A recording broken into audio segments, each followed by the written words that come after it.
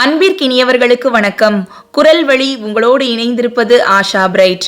உங்களை தேடிக்கொண்டிருக்கும் வார்த்தைகள் உங்களுக்காக, உங்களை தேடி என் குரல் வடிவில். ஜென் புதன் ஜென் கதை.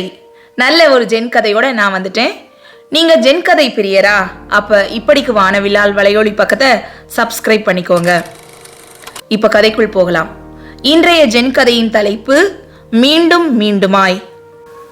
ஒரு கிராமத்துல மிக பலசாலியான மல்யுத்த வீரன் ஒருவன் தன்னோட தினசரி பயிற்சிக்கு பிறகு பக்கத்துல இருந்த ஒரு தேநீர் கடையில தேநீர் குடிக்கிறத வழக்கமா வச்சிருந்தான். அந்த கடைக்காரரும் பழகிறதுக்கு நல்ல இனிமையான மனுஷன். 2 பேரும் தினமும் நாட்டு நடப்பு, அன்றைய சுவாரஸ்யமான செய்திகள், இப்படி நிறைய விஷயங்கள் பற்றி பேசுவாங்க. மல்யுத்த வீரன் தேநீர் குடிக்க வர அந்த நேரம் எப்படி போகுதுன்னு தெரியாத அளவுக்கு பேசிக்கிட்டு இருப்பாங்க 2 பேரும். 2 பேரோட இந்த பழக்கம் நாளடைவுல நல்ல நட்பா மாறுது. ஒரு நாள் 2 பேரும் அரசியல் பற்றி பேச ஆரம்பிச்சாங்க. 2 பேரோட பேச்சும் தொடக்கத்துல நல்லா தான் போயிட்டு இருந்தது. திடீர்னு எதிர் துருவமா மாறி வெறும் பேச்சா இருந்த வாக்குவாதம் கை கலப்பா மாறுச்சு. நண்பர்களோட சண்டையை பார்த்த சுத்தி இருந்தவங்க 2 பேரையும் விலக்கி விட்டாங்க. தேநீர் கடைக்காரனுக்கு கொஞ்சம் கோபம் குறைஞ்சிச்சு. ஆனா கோபத்தோட உச்சத்துல இருந்த மல்யுத்த வீரன் தேநீர் கடைக்காரனை மல்யுத்த சண்டைக்கு கூப்பிட்டான். அவங்க நாட்டுல ஒரு பழக்கம் இருந்துச்சு. யாராவது ஒருத்தரை மல்யுத்த சண்டைக்கு கூப்பிட்டா நிச்சயமா அவங்க அதுக்கு ஒத்துக்கிட்டு சண்டை போட்டாகணும். இல்லைனா அத பெரிய அவமானமா கருதுவாங்க. அதனால தேநீர் கடைக்காரனும் வேற வழி இல்லாம மல்யுத்த வீரனோட சவாலுக்கு ஒத்துக்கிட்டான். ஆனா இதுல நான் எப்படி ஜெயிப்பேன் அப்படின்னு ரொம்பவே பயந்தான். ஏன்னா மல்யுத்தம் பற்றி ஒண்ணுமே அவனுக்கு தெரியாது. அது மட்டும் இல்ல, பார்வைக்கு மெலிந்த உடல்வாகோடு வலிமை இல்லாதவன் மாதிரி தான் தெரிவான். அதனால அறிவுரை கேட்டு ஒரு ஜென் துறவி கிட்ட போனா தேநீர் கடைக்காரன். அவனோட கதை முழுவதையும் கேட்ட ஜென் துறவி சண்டைக்கு இன்னும் எத்தனை நாட்கள் இருக்கின்றன அப்படின்னு கேட்டாரு. அதுக்கு தேநீர் கடைக்காரன் சொன்னா 30 நாட்கள். நீ என்ன வேலை செய்கிறாய் என்று ஜென் துறவி கேட்டார். அதற்கு அவன் தேநீர் ஆற்றுகிறேன் என்று பதில் சொன்னான். நல்லது, தொடர்ந்து அதையே செய் அப்படின்னு சொல்லி அனுப்பி வைக்கிறாரு துறவி. 1 வாரம் போச்சு. நாளாக தேநீர் கடைக்காரனுக்கு பயம் அதிகமாகிட்டே போச்சு. அதனால திரும்பவும் ஜென் துறவிய பார்க்க போனான்.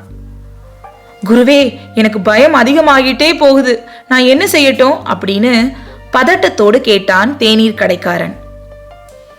இன்னும் ஈடுபாடோடு இன்னும் வேகமாக தேநீர் ஆற்று அப்படின்னு மட்டும் சொல்லி துறவி அவனை அனுப்பி வச்சாரு. ஜென் துறவியோட அறிவுரைப்படி தன்னோட பயத்தை எல்லாம் வேகமாக மாற்றி வெறித்தனமா தேநீர் ஆற்றினான் தேநீர் கடைக்காரன். 2 வாரம் ஆனது. திரும்பவும் ஜென் துறவிய பார்க்க போனான் தேநீர் கடைக்காரன். அப்பவும் அதே அறிவுரையை தான் சொன்னார் ஜென் துறவி. போட்டிக்கு முந்தின நாள் தேநீர் கடைக்காரன் நடுக்கத்தோட ஜென் துறவி கிட்ட வந்து கேட்டான். குருவே, நாளைக்கு போட்டி, நான் என்ன செய்யணும்? அதுக்கு ஜென் துறவி சொன்னார், போட்டிக்கு முன்னால் ஒரு தேநீர் குடிக்கலாம் வான்னு சொல்லி அவனை கூப்பிடு, நீ பயப்படாத, இப்படி சொல்லி அனுப்பி வச்சாரு ஜென் துறவி. மல்யுத்த வீரன் மறுநாள் காலை சரியான நேரத்துல போட்டிக்காக வந்தான். அவனை பார்த்ததும் ஜென் குரு சொல்லி தந்த மாதிரியே தேநீர் கடைக்காரன், வா, முதலில் தேநீர் குடிக்கலாம், பிறகு போட்டி என்று சொன்னான். சரி என்று சொல்லி மல்யுத்த வீரனும் கடையில வந்து உக்காந்தான். கடைக்காரன் தேநீர் ஆத்துற வேகத்தை பார்த்து மிரண்டு போயிட்டான் மல்யுத்த வீரன். ஏன்னா இதுக்கு முன்னாலேயும் அவன் தேநீர் ஆற்றுவதை இவன் பார்த்திருக்கிறான். ஆனா இப்ப என்ன வேகம்! கடைக்காரனோட அந்த தாறுமாறான வேகத்தை பார்த்து வாயடைச்சு போச்சு மல்யுத்த வீரனுக்கு. ஒரு சாதாரண தேநீர் ஆற்றும் விஷயத்திலேயே இவ்வளவு முன்னேற்றம்னா போட்டிக்கு எந்த அளவு தயார் செஞ்சிருப்பான் அப்படின்னு நினைச்சு போட்டியே வேண்டாம் நண்பா என்று சொல்லிவிட்டு கடையில் இருந்து புறப்பட்டான் மல்யுத்த வீரன். அப்பாடா அப்படின்னு பெருமூச்சு விட்டான் தேநீர் கடைக்காரன். இன்றைய கதை உங்களுக்கு எல்லாம் பிடிச்சிருந்ததா? இந்த கதை நமக்கு சொல்ற பாடம் என்ன? ஒரு முக்கியமான படிப்பினை. நாம் கட்டாயமாக கடைபிடிக்க வேண்டிய வாழ்க்கை ஒழுக்கம் இன்றைய கதையில ஒளிஞ்சிருக்குது. ஒரு இலக்கை நாம நிர்ணயிக்கிறோம். அதை அடைவதற்காக பல படிநிலைகளையும் வடிவமைக்கிறோம்.